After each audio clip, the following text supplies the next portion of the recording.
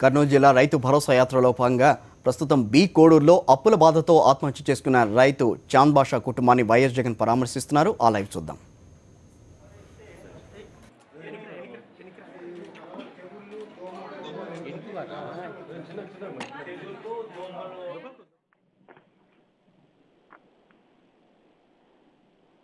Kishore, YSR Congress party అధ్యక్షుడు YS Jaganmohan Reddy చేపట్టిన రైతు భరోసా యాత్ర కర్నూలు జిల్లాలో విస్తృతంగా జరుగుతోంది. ఎందుకంటే శ్రీశైలం కాన్స్టిట్యూన్సీకి సంబంధించి 5 రోజులుగా వైఎస్ జగన్మోహన్ రెడ్డి రైతు భరోసా యాత్ర నిర్వహిస్తున్నారు. కొద్దిసేపటి కిందటే బండి ఆత్మకూరు మండలం బి కోడూరు గ్రామానికి చేరుకున్న వైఎస్ జగన్మోహన్ రెడ్డి నేరుగా అప్పుల బాధ తాళలేక ఆత్మహత్యకు పాల్పడ్డ చాంద్ బాషా ఇంటికి వచ్చారు. ఇక్కడ చాంద్ బాషా కుటుంబాన్ని పరామర్శిస్తున్నారు. ఎందుకంటే 2015 ఫిబ్రవరి మాసంలో చాంద్ బాషా పురుగు మందు తాగి ఆత్మహత్యకు పాల్పడ్డారు. ఎందుకంటే 3 ఎకరాలు కౌలు తీసుకొని సాగు చేస్తూ ఉండేవారు. 1/2 ఎకరా సొంత పొలం ఉంది. మొత్తం 3.5 ఎకరాలకు సంబంధించి వరుసగా పంటలు సాగు చేయడం, అదేవిధంగా అప్పుల పాలు కావడం, ఏదైతే పెట్టుబడులకు ఎరువులు కొనుగోలుకి, విత్తనాల కొనుగోలుకి, అదేవిధంగా పంటలు వరుసగా విఫలమవుతూ ఉండడంతోనే ఆయన అప్పుల పాలయ్యారు. ఈ నేపథ్యంలోనే సుమారుగా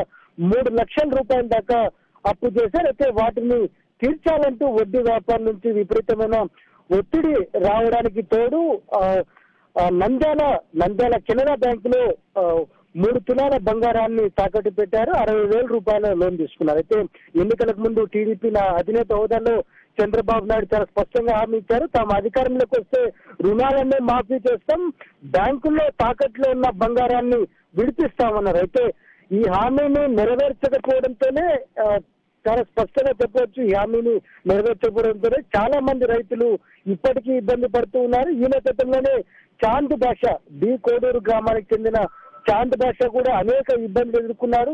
అప్పు తీర్చాలని కూడా చాలా సఫర్ అయ్యారు. ఈ నేపథ్యంలోనే కెనరా బ్యాంకు నుంచి నోటీసులు రావడం, అదేవిధంగా 60,000 రూపాయలు ఎలా తీర్చాలన్న వాటికి ఏదైతే 2,40,000 రూపాయల ప్రైవేట్ అప్పులు మొత్తం 3 లక్షల రూపాయలు తీర్చలేరన్న మనస్తాపంతో పురుగు మందు తాగి ఆత్మహత్యకు పాల్పడ్డారు. ప్రస్తుతం వైఎస్ జగన్మోహన్ రెడ్డి చాంద్ బాషా కుటుంబాన్ని పరామర్శిస్తూ ఉన్నారు.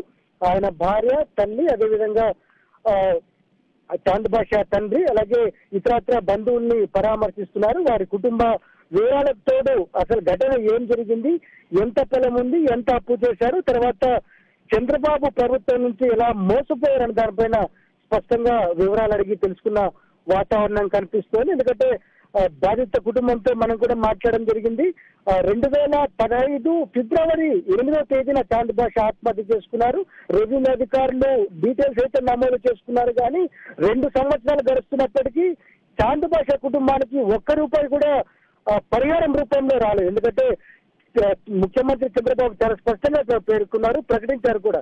ఆత్మహత్య చేసుకున్న ప్రతి రైతు కుటుంబానికి 5 లక్షల రూపాయల దాకా పరిహారం ఇస్తాం, త్వరితగతిన విచారణ చేసి ఆ కుటుంబాన్ని ఆదుకుంటామని చాలా స్పష్టంగా పేర్కొన్నారు. అయితే కర్నూలు జిల్లాలో 48 మంది రైతుల దాకా ఆత్మహత్య చేసుకున్నారు. అయితే ఇప్పటిదాకా కేవలం 4 కుటుంబాలకు మాత్రమే పరిహారం అందింది.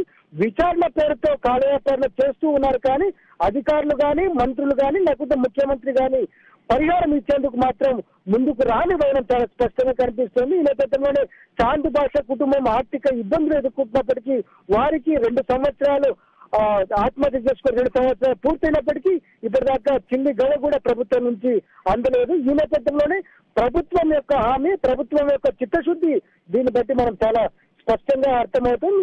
ఈ నేపథ్యంలోనే మనోస్థైర్యం కల్పించేందుకు, రైతుల్లో మనోబలాన్ని చేకూర్చేందుకు వైఎస్ జగన్మోహన్ రెడ్డి రైతు భరోసా యాత్ర కర్నూలు జిల్లాలో చేపట్టారు. విస్తృతంగా శ్రీశైలం కాన్స్టిట్యూన్సీలో పర్యటిస్తూ ఉన్నారు. బి కోడూరుకు చెందిన చాంద్ బాషా కుటుంబాన్ని ప్రస్తుతం ఆయన ఇంటికి వచ్చి పరామర్శిస్తూ ఉన్నారు. ప్రస్తుతం చాంద్ బాషా భార్య, అదేవిధంగా చాంద్ బాషా తల్లిదండ్రులకు మనోధైర్యాన్ని కల్పించే ప్రయత్నం చేస్తూ ఉన్నారు. ఇది ఒక చాంద్ బాషా కుటుంబమే కదా, దాదాపుగా రాయలసీమ జిల్లాలో కావచ్చు, లేకపోతే ఉత్తరాంధ్ర కావచ్చు, కోస్తా జిల్లాలో కావచ్చు, వరుసగా కరువు కాటకాలు తలెత్తుతున్న నేపథ్యంలో వందలాది మంది రైతులు బలవన్మరణాలకు పాల్పడుతున్నారు. అయితే ప్రతిసారి ప్రభుత్వం కరువు మండలాలను డిక్లేర్ చేస్తోంది కానీ అయితే ఉపశమన చర్యలు తీసుకోలేదు. ఎన్నికలకు ముందు హామీ ఇచ్చిన రుణాల మాఫీ కార్యక్రమాన్ని పూర్తి స్థాయిలో అనేక కోతలు విధించి అమలు చేస్తున్న పరిస్థితి కనిపిస్తోంది. ఎక్కడ సంపూర్ణ రుణమాఫీని చేయని పరిస్థితి కనిపిస్తుంది. మరోవైపున